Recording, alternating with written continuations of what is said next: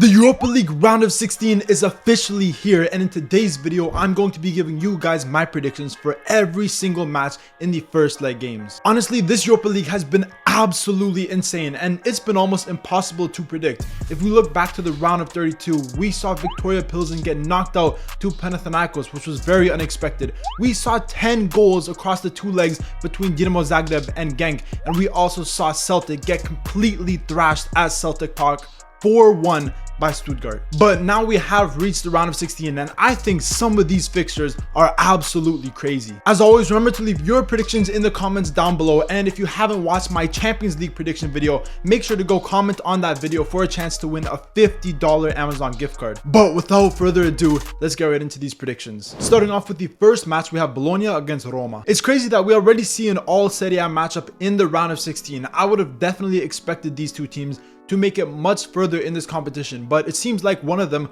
will be going out much earlier than expected. Now, in my opinion, I do think Roma are the better of the two teams. If you look at them in the Serie A, Roma are currently in that top 5 race, and I think that under Gasperini, they are a very good team, and defensively they have been the best team in the Serie A, having only conceded 19 goals so far this season. But 5 out of those 19 goals have come within their last 3 matches alone. So recently they haven't been that good defensively, and I feel like in terms of their discipline, a lot of Roma players aren't that disciplined. We see them getting a lot of yellow cards, multiple red cards, and Gianluca Mancini, who is their main center back, will be out for this game due to a red card suspension. If you look at Bologna, on the other hand, in the round of 32, they did very good against Braga to beat them across 2 legs. And even in their last 5 matches, they have won every single one of their last 5 matches. Now, they haven't really been able to score multiple goals. But with that being said, Roma are currently suffering from a few injuries, and with Gianluca Mancini being out due to the red card suspension, and Bologna having the home advantage, I feel like they are going to win this game. I feel like this would be a very tactical battle between Italiano and Gasperini, obviously 2 coaches who have had great success in Europe over recent years. But with that being said, I'm going to predict Bologna to win this game 1-0.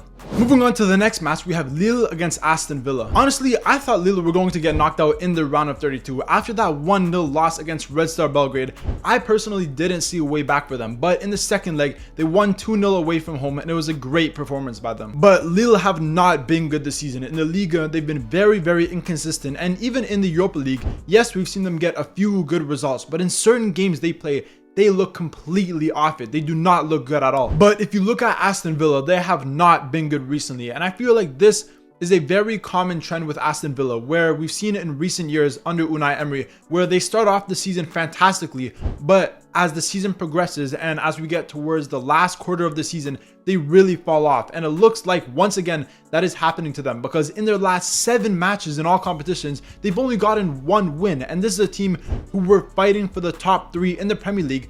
But recently we saw them lose against last place Wolves. In Aston Villa's last 4 matches alone, they've conceded 10 goals. Defensively, I don't know what's going on with them. Yes, they are suffering from a few injuries here and there, but I just feel like their team is not performing to the level that they should be performing to, and that they've showed us for a majority of the season so far. Now, like I already said, I don't think Lille are a great team. I feel like this season they've had a lot of struggles, but Aston Villa look like they are really struggling to win a game. So for that reason, I'm going to predict a 2-2 draw. Moving on to the next match, we have Panathinaikos against Real Betis. I think this is going to be a very interesting match, because me personally, I didn't think that Panathinaikos would make it this far. I thought that they were going to get knocked out to Viktoria Pilsen, but they showed some really good fight in those games, even though in the second leg game they did get a red card, but in the end they did pull it through on penalties. But now coming into this game against Real Betis, they have 3 players with red card suspensions. Bakasetas, Hernandez, and also Tuba will all be missing this game. And on top of that, Panathinaikos are currently going through a little bit of an injury crisis, where we do see a couple players with small injuries who may be in doubt for this game. But if we look at Real Betis, they have not been good this season. They've been very inconsistent, where we've seen them perform good in some games. Earlier on in the league phase, we saw some great performances by them. And so far this year, we did see them beat the likes of Atletico Madrid, but we also saw them lose to Atletico Madrid 5-0 before that. And in La Liga, recently we saw them draw against Sevilla, they drew against Rayo Vallecano, and even in the Europa League phase, they played one match away in Greece, which was against PAOK, and they ended up losing 2-0. And once again, they are playing this game in Greece, and for that reason, I do think Panathinaikos have a big advantage. I'm actually going to predict an upset in this game. I'm going to predict Panathinaikos to beat Real Betis 2-1. Moving on to the next match, we have Stuttgart against Porto. I think this is going to be a really interesting game because both of these teams have shown that they are quality teams, that they have the quality up front to score multiple goals in a single game, especially Stuttgart. And if we look back to the round of 32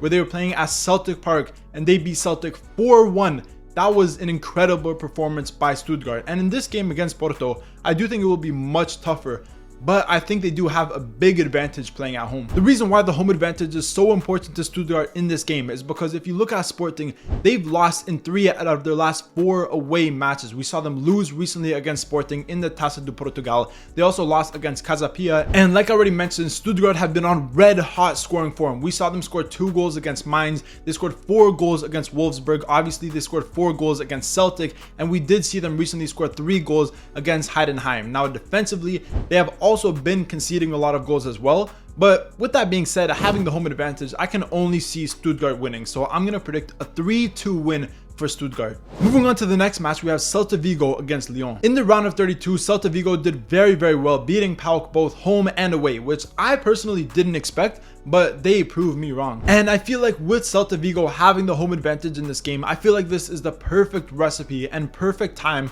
for them to take advantage of Lyon, because if you look at Lyon in their last 3 matches, they have not been good at all. They have not gotten a win in their last 3 matches, and on top of that, they've conceded 8 goals against Lens, Marseille, and also against Strasbourg. Now, I will say for majority of the season, Lyon have been pretty good, and obviously in the league phase, they were arguably the best team in the Europa League. And now with the winter signing in Endrick, playing very well, he's already scored multiple goals and also gotten multiple assists. I do think he will be able to score in this game, but for some reason, I just don't see Lyon being able to get the win. I feel like Celta Vigo will be able to win this game, so I'm going to predict a 2-1 win for Celta Vigo. Moving on to the next match, we have Ferencvaros against Braga. I feel like Ferencvaros are much better at home than when they play away, but in saying this, they did win their last away match 5-0, but in general, they do perform much better at home. And in the round of 32, we saw them lose against Ludogorets 2-1 in the first leg, but in the second leg, when they had the home advantage, they won 2-0 and they ended up making it to the round of 16. Now, I don't really have that much to go off for this prediction because these teams never really face up against each other, but if we look at some of the opponents that these teams had to face in the league phase, both teams did come up against Nottingham Forest, and Braga beat Nottingham Forest 1-0 when Ferencvaros, on the other hand, lost 4-0 against Nottingham Forest. But like I already mentioned, Ferencvaros are much better when they play at home, and so far in this Europa League, they have scored in every single home match they've played, and most of the time, multiple goals as well. So for that reason, I'm going to go for a 2-2 draw in this match. Moving on to the next match, we have Genk against Freiburg. When you're talking about home advantage, Genk definitely make the best use of it. I feel like Genk so far in this Europa League have been incredible at home. And if you look at their last 5 home matches, they've scored a total of 16 goals, which is over 3 goals in every single home match they play. And when you pair that up with the fact that Freiburg have failed to score in 4 out of their last 6 away matches, I feel like in this game, there is a big advantage for Genk. Now, obviously, Freiburg do have multiple players that can punish you. If you look at Matanovic, I think he's a very underrated Croatian striker. And with his height, he can definitely score very good headers. And they also have players like Vincenzo Grifo, who is an incredible dead ball specialist. But with all that being said, Genk have shown so much attacking prowess in recent games, especially when they have the home advantage. So for that reason, I don't see any way that Freiburg get a result in this game. I'm going to predict a 3-1 win for Genk and they will most likely be advancing. And finally, the last match we have is Nottingham Forest against FC Midtjylland. FC Midtjylland were very, very good in the league phase, and for a good portion of it, they were actually sitting in first place. And if you look at Midtjylland in recent matches, yes, in their most recent match, it was a 0-0 draw, but in the 2 matches before that, they scored 4 goals in both matches. When Nottingham Forest, on the other hand, in recent matches have not looked good at all. Earlier on in the Premier League, earlier on in the season, I thought they were having a decent season, but at the current moment, they are horrible. They're currently in a relegation battle. They're just above that relegation zone, but they're tied on points with West Ham. And in recent matches, they have struggled to get a win. We saw them lose against Fenerbahce, they lost against Liverpool, they lost against Brighton,